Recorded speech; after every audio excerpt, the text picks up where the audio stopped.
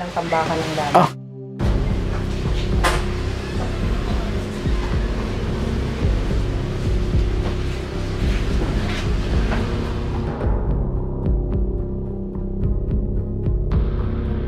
Tapos nung nabakante, bata pa ako nung naghugas akong plato dyan, may nakita akong bata na kumbag.